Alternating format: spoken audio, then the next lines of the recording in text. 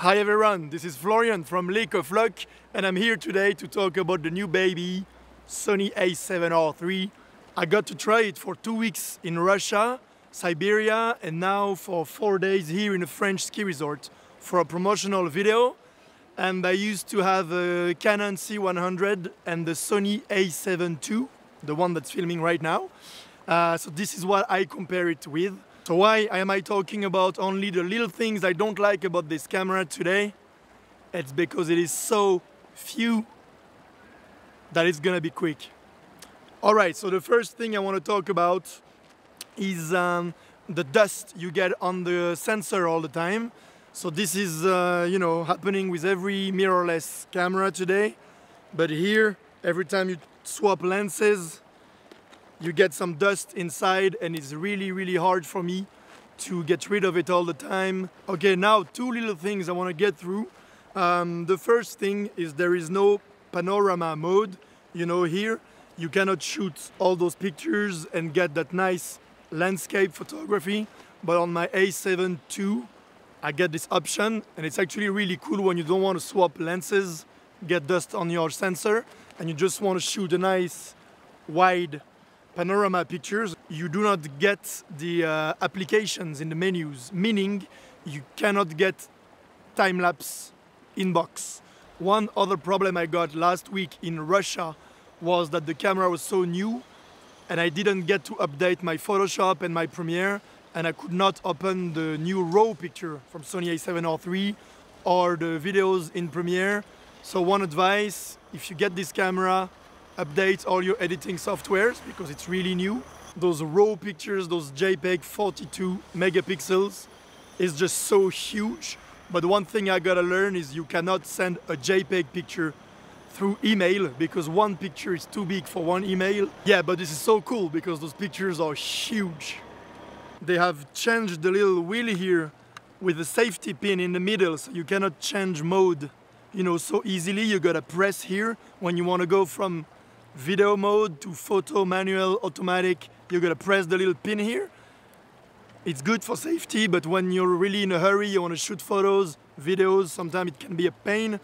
And this little wheel here that I've never really liked from the Sony A7 series anyways, it has no safety pins, and if you shoot, aperture priority, speed priority, you want to get this right, and every now and then, you will bump into it. So I would have loved to have the safety pin here instead of here, but this is a little thing, no big deal.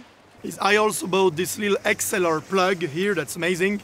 The sound quality is great, but here you cannot fix some lighting panel on top. There is no hot shoe, and compared to my old Canon C100, I really miss this. When you want to be one-man shooting, video, sound, light, you gotta hold the light with your hands. About the sound recording with the XLR adapter here, it's amazing. Really, one thing is that when you press rec, the sound comes 1 or 2 seconds after the video. So you really gotta press before. You wanna know one thing I really miss about my Canon is that pre-rec function. It means you can press rec, but it started recording 3 seconds before. So that can be really handy, and it doesn't exist in those new mirrorless Sony cameras. One great thing about that camera, you probably know it, is the 2-slot recording. So I got 2 SD cards here, but when I record at the end of the card 1, it doesn't go over to the second card automatically, and I cannot get the same shot over the 2. So I gotta stop, change slots, and press record again.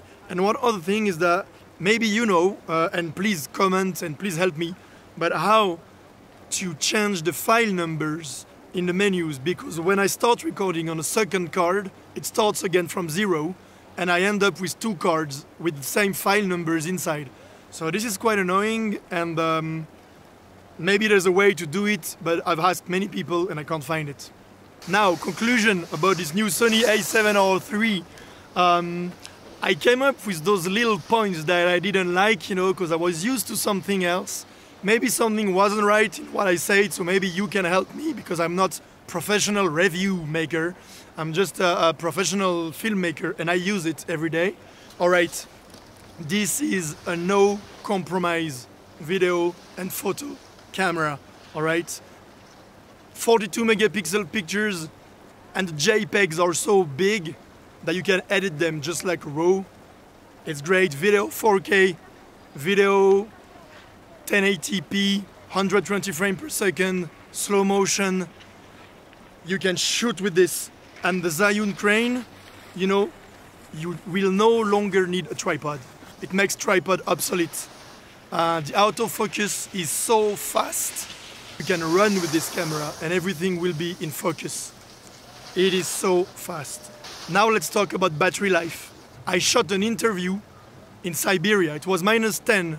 I shot 1.5 hour interview. There was still 40% of the battery left. So forget what you knew about Sony batteries. It's over. Now this is professional camera. Now the processing time on the SD card is so fast that you can actually shoot RAW pictures and then videos 2-3 seconds later without waiting for the processing of the photos, and it makes you so much more efficient every day. So this little baby here, despite what I've just said, those little down points that are just maybe me that have to get used to it, or maybe some things I don't know, so please help me if I wasn't right. But this is the best camera for what I do. Have a good day.